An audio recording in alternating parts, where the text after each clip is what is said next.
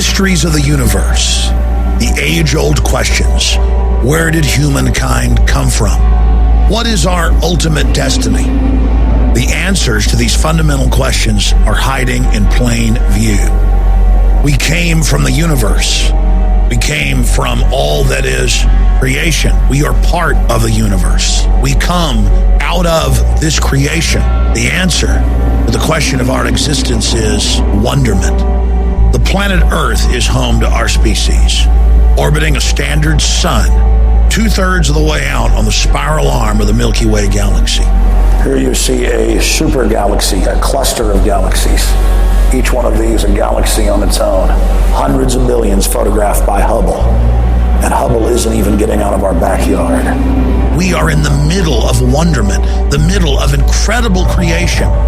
Humanity has not even dreamed or the mind imagined the potential of our species. People say they want to travel to space as if it's some distant place when we are part of the universe, living on an incredibly rich and gorgeous planet. In the middle of a universe with hundreds and hundreds of billions of photographed galaxies, themselves containing hundreds of billions of stars and planetary systems very similar to our own.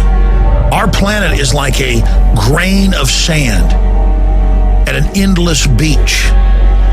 But still, despite the fact that it's so tiny, all of our species' history has taken place on this globe. All the kings, all the tyrants, the heroes, the families, the little children, the discoveries, the passions that were felt. All of those experiences have taken place here on this planet. And though our individual lives are finite, we are connected to our ancestors and their discoveries, their triumphs, their misfortunes. And we reach forward into the future, towards our future progeny. And as long as our species is not destroyed, we truly live forever. We are the equivalent of gods to Stone Age men. And we can't afford to make the mistakes they made because we will destroy ourselves with the technologies that we have developed. So far in our history, technology has been neutral. It is a promising tool that could allow us to grasp an infinite future. But at this time, the entire development of these systems is in the hands of the globalist, super predators who have a lustful disdain and hate for humanity. I'm asking humanity to realize that a very small group of inbred, unhappy, twisted, and wicked people have seized control of human development and are attempting to establish a total control system of technocratic surveillance and dehumanization. It is now that we must begin to struggle against their bureaucracy, fighting their 1984 system with liberty and freedom and enlightenment and truth, until the levers of technological development are leveraged from the hands of the globalist. Humanity has a very dark future. The real threats facing humanity are not the fake environmental threats that Al Gore and the UN bring you. They are unchecked cross-species genetic engineering. Tens of thousands of biotech companies, universities, and governments randomly splicing viruses, bacteria from plants and animals, and then injecting them into other animals. This is already giving rise to mutated viruses and bacteria and a irrevocable vandalization of the genetic code of the planet. High-tech chemical and, most importantly, biological weapons development. Unchecked nanotech, the artificial creation of black holes, antimatter weapons that the Air Force admits they've developed, and new viral vaccines coming out that re-engineer the brain by attacking certain ganglion systems so that you can no longer feel emotions. We've seen one of the biggest mutual funds, Fidelity Investments, come out and talk about synthetic biology. Within 50 years, we may have invented more organisms in the lab than we've identified in nature. It's synthetic biology, and it could be the defining technology of the 21st century. And how within just a few years, they're going to overwrite every major life form on this planet without asking you. That's 1 trillion times what Monsanto does, planting their crops next to yours. Their crops then infect your crops, and they come and charge you with copyright infringement when they polluted your property. All of this is being rolled out now. We are under a massive and sustained offensive by the technocratic psychopath guild known as the New World Order to fully dominate and wipe out most of humanity so they can control the next phase of our development. We intend to create a new vector for civilization, aimed at constant human development and evolution. The brain is transplanted into an avatar being. Man receives new, expanded life. The era of neo-humanity.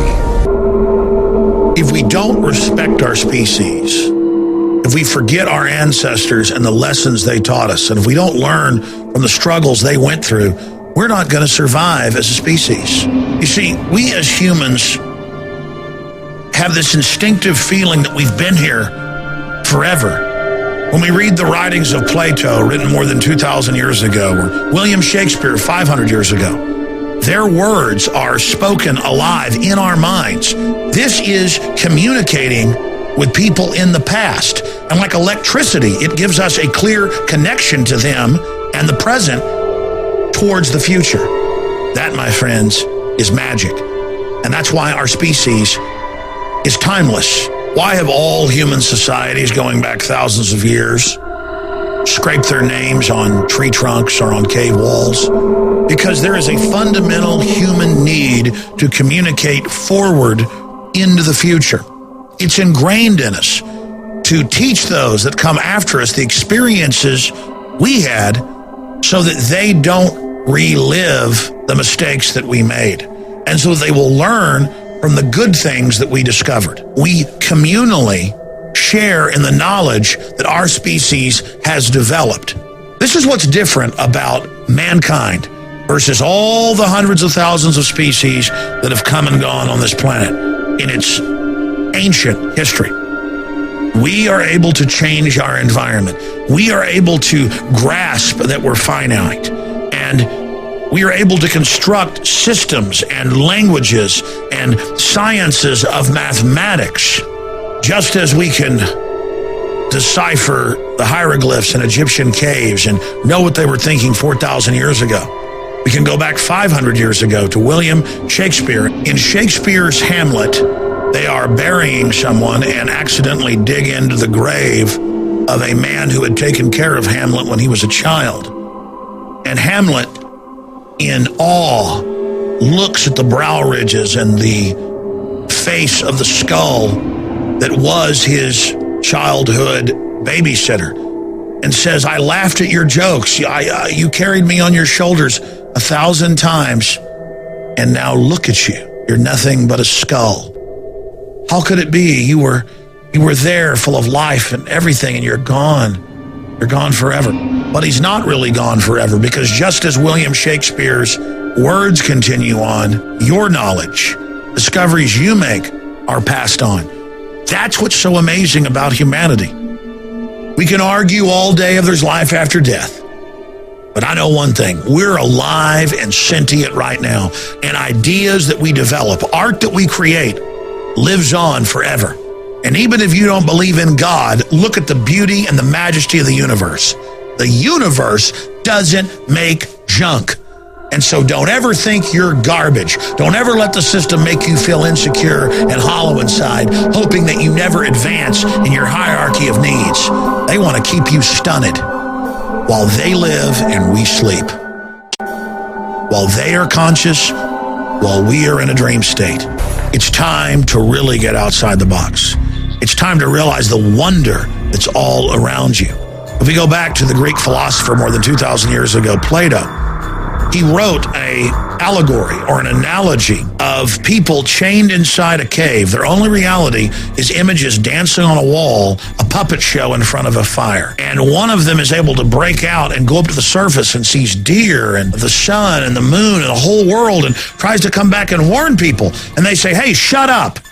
We've got a lot invested in this mirage. We want the mirage, not the real thing out there. It is our job to try to break people out of this matrix and to see how incredible and magical this universe and this world is. And to realize that we have value. We're special. What do we see through the controlled corporate media? that humanity's a disease, that the world would be better off without us. Too many kids are what's making the planet worse. Human beings are a disease, a cancer of this planet. It looks like you've got a case of the humans. Bad humans. They multiply over 300,000 a day, consuming anything that crosses their path. The establishment is preparing us with a psychological race consciousness memory that we're trash and that we're bad and that we shouldn't have a survival instinct. Earth is just the start. Who knows what's next? They are openly preparing to release biological weapons to reduce the population. This is the real development, not sitcoms on television. The real world is going on around you while you're turning your life over to a television that is literally programming you. Think about what the social engineers feed us. Every television ad, every big blockbuster film has messages crammed into it. You have men going and fantasizing that only Batman or the Incredible Hulk could defeat threats, not the average person. That sports icons are all that matters, and that we're all basically garbage, and only this Madison Avenue Hollywood system matters, when it is only a tiny part of the overall spectrum of life going on this planet. And it's a facsimile. It's a prosthesis. It's a fake. It's a fraud. Consciousness is unspeakably incredible. The real world is an infinity more valuable and fulfilling than the fraud that is mainline television and all of these films and this dumbed-down culture that seeks to keep you shuttered inside the cave, to make you feel small and to make you feel like you need the images they project on the wall more than you need the real world waiting right up those steps on the surface. And even when you make it to the surface out of the cave, you're only here on this planet, and outside of it is the larger cave. And still more. You must leave one box and then leave another and still leave another. This is the human experience. This is the electric magic and the wonderment of consciousness and being awake. The doors to the universe and to things we can't even imagine are standing open to us. Don't let their false paradigms and false roadmaps be injected like viruses into your mind. The dreams of your ancestors, the dreams of the universe, the dreams of everything wholesome and good flows like living water out of the space-time continuum. Beauty is all around us. The wind in the trees in the summer, the sunrise, moonset, the ocean, seagulls. When you were a child spraying a water hose up into the sky and looking at the droplets like they were jewels in the air. Your children, your grandmother, your grandfather, feeling that first gust of autumn wind on your cheeks, looking up and seeing the stars at night. Everything is a miracle. The fact that you can recognize beauty, the fact that you know when something is wholesome and good, shows that you recognize what is beautiful and wholesome in the universe. You resonate with the good. You recoil from the bad. And because the bad seizes control of the power structures so that it can unnaturally thrive and operate, you pull back saying, ooh, I don't want to go there. I don't want to resist them. But by doing that, you turn the world and the universe over to evil. We cannot allow the planet Earth to become a beachhead of the satanic forces that have bred here. For every action, there's an equal and opposite reaction. And there is incredible beauty and creation and power and mission and destiny on this planet. This is an amazing place. And that's why the forces of evil are here as well. And we are in a struggle, not just for this planet, but in the universe around us. Think how far humanity has come in the last 6,000 years. Think of where we could go. As the Bible says, the ear has not heard, the eye has not seen what is in store for us.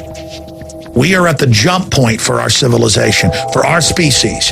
Everything we do now will govern the future of human development forever. Humanity is only in an embryonic phase now. If we're able to continue our development, we are made in the image of the creator of the universe. We are creators. We are powerful. But now we've got to face the predators of our own species and the computers we've created in the final battle to decide if humanity will move to the next level, a Type 1 civilization. And what is a Type 1 civilization? A Type 1 civilization can survive even if its home world is destroyed. That should be the prime goal of Homo sapiens sapien. What do you think your ancestors, if they could look into our dimension and our time today, would want? They would want us to survive and thrive and move into the future. That's all past generations wanted, was for their children and progeny and their clan to live. That's the basic human imperative. And to do that, you've got to develop technologies, you've got to be passionate, you've got to be truthful, you've got to build, you've got to be strong. That is the launch pad for the next level of human development. So that's the question. Will we become extinct like so many other species? We can go to space, we can create computers, we can theorize quantum mechanics, Picasso, Beethoven. Can we take control of our destiny? Can we have a species-wide debate about our system? Or is death of humankind all that's waiting in our future? That decision, to a great extent, depends on you. So the ball is in your court.